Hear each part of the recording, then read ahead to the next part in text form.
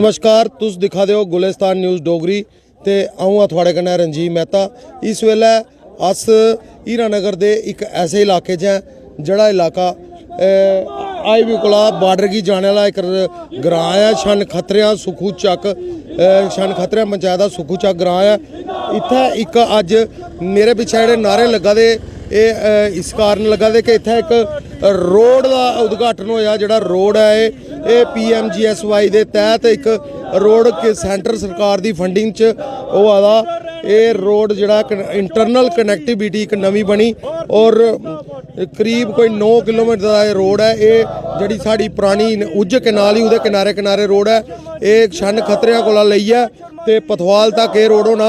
इहदे कन्नै इस इलाके लोकें किन्ना फायदा होना करचै उंदे कन्नै गै गल DDC साहब कन्नै जिन्हें इंदा अज उद्घाटन जी। DDC साहब तुहाड़ा अज गुलिस्तान न्यूज़ डोगरी दे विच मता स्वागत है। ये जड़ा उद्घाटन अज होया इहदे बारे च जरा क विस्तार कन्नै सानूं दस्सो। सारे को पहले मैं मती सारी मुबारखां दिन्ना इस ग्रां दे लोकें गी, तकरीबन 10 ग्रां दे लोकें गी और जेह्ड़ा इंदे कन्नै जुड़ना। मोरे छन्नी होई गेआ, शन खत्रे होई गेआ, कन्नै गै इदा ढलाना पथवाल, मतलब इस ए रोड दी इहदे कोला पैह्लें कोई कनैक्टिविटी नहीं ही। डायरैक्ट कनैक्टिविटी है विद रोड ते कुतै कनैक्टिविटी नहीं ही। सिर्फ इस प्रोजैक्ट कन्नै अस आखी सकने कि तकरीबन कोई 5-10 हज़ार लोकें गी उंदी पॉपुलेशन गी फायदा होना इस रोड पर जंदे। जेह्ड़ी ए रोड दी लंबाई बना दी है, लेंथ बना दी है, और 9 किलोमीटर है पथवाल तक। ते उहदे कन्नै गै जेह्ड़े इहदी इक कीमत है 7 करोड़ दी कीमत कन्नै इस रोड दा निर्माण कार्य शुरू होआ दा है। ते पुलें दा मैं आखी सकना उहदे आस्तै तकरीबन 3 करोड़ रुपया होर सरकार ने खर्च करने हैं। एक क्योंकि एक साड़ी पुरानी बजुर्गें की कहावत है जां अस जेह्ड़ी पढ़दे हे सुनदे दिखदे हे कि उस ग्रां दी तरक्की उसलै शुरू हो जाती जिसलै उत्थै सड़क आई जंदी। सड़क आई समझो हॉस्पिटल आई गया, सड़क आई समझो गड्डी आई गई, सड़क आई समझो स्कूल आई गया, सड़क आई समझो दुकान आई गया, व्यापार आई। अज उस सड़क की नींव इत्थों एक नवी सड़क की नींव रखवाने वाली है। तो मैं इन्ना रखना चाहना कि जनता क्या आखगे, मैं इन्ना रखना चाहना कि क्योंकि इस इलाके की जनता कारण ही अज अगर अस इत्थै पुज्जे अगर अस इन्ना री गल रखी सकने इस इलाके की जनता कारण रखी सकने। साढ़े कोल हर एक टाइप दी हर एक तरीके दी समस्या आंदी है। साढ़ा इ'यै प्रयास रौंह्दा कि अस हर एक समस्या का हल करी पाचै, लेकिन एह् संभव कुदै भी नहीं होंदा। तुस आखो कि अगर 100 समस्या साढ़े कोल आ दियां 100 उस्सै वेल्लै संभव है कि हल होआ दा नेईं। पर साढ़ी इ'यै कोशिश रौंह्दी कि सोच है तकरीबन 60-70% कंप्लीट होई सकै ते जेह्ड़ियां रेही जान उसी अस जल्दी कोला जल्दी।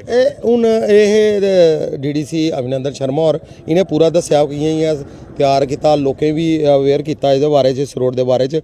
और हूँ साढ़े कन्नै जिन्हें इस रोड के बारे च जेह्ड़ा जिंदा आखना सरपंच न इत्थों दे शन खत्रियां पंचायत, वो आखदे मेरी बड़ी प्रयास रहा। मैं अज कोई चौथी बारी इन्ने लोग इत्थे किट्ठे करी ओड़े और मेरे प्रयास मैं बड़े ज़्यादा प्रयास शुरू तो करता गया जिसी अभिनंदन होने अग्गें पजाया तो अज ये रोड का नींह पत्थर होई गया, जेह्ड़ा उद्घाटन जेह्ड़ा होई गया कम्म। जी सरपंच साहब सुनाओ, तुहाड़ा स्वागत है गुलिस्तान न्यूज़ डोगरी ते ये जरा दसो कि इस रोड गी बनाने च किन्ना क तुहाड़ा प्रयास जेह्ड़े लगे।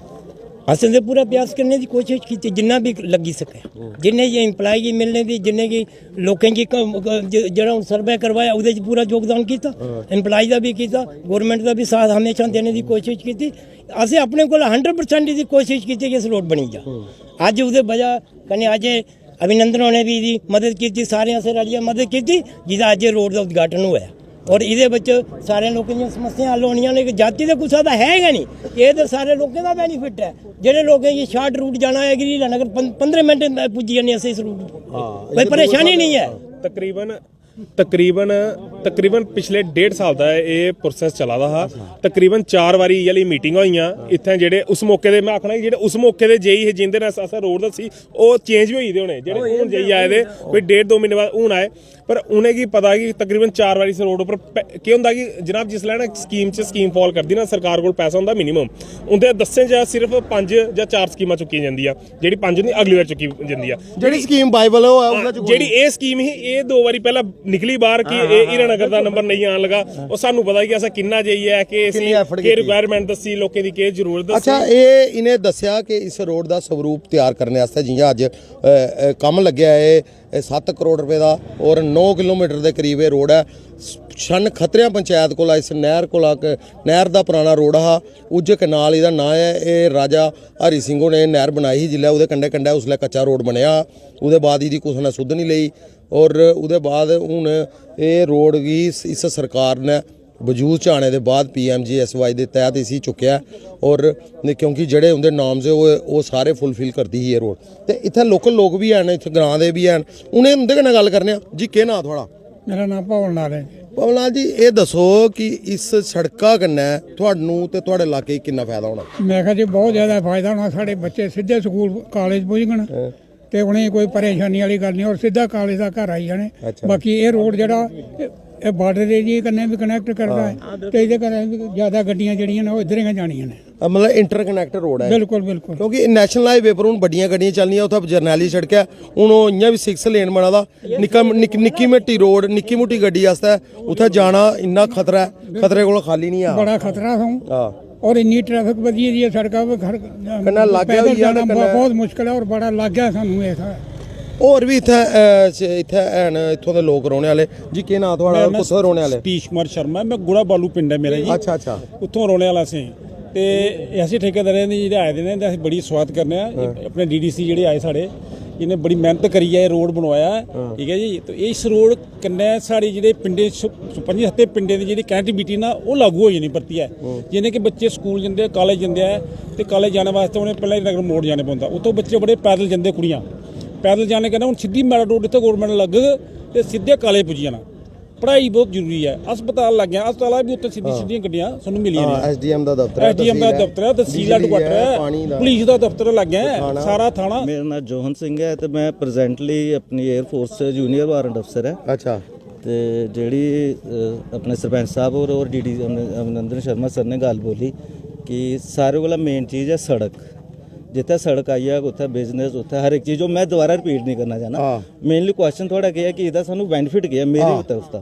मेरी तरफ बेनिफिट क्या है कि मैं जदों अस कॉलेज पढ़ते हे ਤੇ ਸਾਨੂੰ ਪਹਿਲਾਂ ਇੱਥੋਂ ਲੋਂਡੀ ਮੋੜ ਮੈਟਾਡੋਰ ਪਕੜੀ ਹੈ, ਲੋਂਡੀ ਮੋੜ ਹੀਰਾ ਨਗਰ, ਫਿਰ ਉਧਰ ਆਈਆਂ ਤੇ ਹੁਣ ਅਸੀਂ ਇੱਥੋਂ ਚਲੀ ਆ ਕੇ ਤੇ ਸਾਨੂੰ ਇੱਕ ਤੇ ਇਹ ਬੜਾ ਫਾਇਦਾ ਹੋ ਜਾਣਾ, ਟਾਈਮ ਦੀ ਬਚਤ ਹੋਈ ਜਾਣੀ ਔਰ ਜਿੰਨੇ ਵੀ ਆਪਣੇ ਜਿਹੜੇ ਕੰਮ ਹੁੰਦੇ ਨੇ ਸਾਡੇ ਮੋਸਟਲੀ ਜਿਵੇਂ ਤਹਿਸੀਲਾਂ ਦੇ ਕੰਮ ਉਹ ਕੰਮ ਇੱਥੋਂ ਹੁਣ ਪ੍ਰੈਜ਼ੈਂਟਲੀ ਕੀ ਹੈ ਕਿ ਥੋੜੀ ਅਵੇਅਰਨੈਸ ਆਈ ਹੈ। ਜਿਹੜੀ ਦੂਈ ਜਰਨੈਲੀ ਸੜਕ ਹੈ ਜਿਹੜੀ ਨੈਸ਼ਨਲ ਹਾਈਵੇ ਨੰਬਰ 44 ਇਹ 6 ਲੇਨ ਹੋਦੀ ਤੇ ਪਰ ਵੱਡੀਆਂ ਗੱਡੀਆਂ ਦਾ ਕੰਮ ਹੈ, ਨਿੱਕੀਆਂ ਗੱਡੀਆਂ ਲੋਕਾਂ ਦਾ ਐਕਸੀਡੈਂਟ ਦਾ ਵੀ ਬੜਾ ਫਰਕ ਪੈਂਦਾ। ਮੈਂ ਉਸੇ ਚੀਜ਼ ਪਾਣ ਲੱਗਾ ਕਿ ਐਕਚੁਅਲੀ ਕੀ ਹੈ ਕਿ ਅੱਜ ਕੱਲ ਹਰ ਇੱਕ ਘਰ ਇੱਕ ਬਾਈਕ ਤੇ ਜ਼ਰੂਰ ਹੈ, ਖਾਸ ਕਰ ਜਿਹੜਾ ਮੈਂ ਆਪਣੇ ਪਿੰਡ ਦੇਖਣਾ ਤੇ ਕਾਫੀ ਉਹਨੇ ਐਕਸੀਡੈਂਟ ਵਗੈਰਾ ਕਾਫੀ ਹੋਣ ਗਿਵੇ ਦੇ। ਤਾਂ ਉਹਦਾ ਇਹ ਹੋਈ ਹੈ ਨਾ ਕਿ ਟ੍ਰੈਫਿਕ ਅਗਰ ਵਧਦੀ ਹੈ ਤੇ ਸਰਕਾਰ डाइवर्ट भी तो ट्रैफिक करा दी है तो वो रूट्स बना दिए है तो वो एक अच्छी गल है।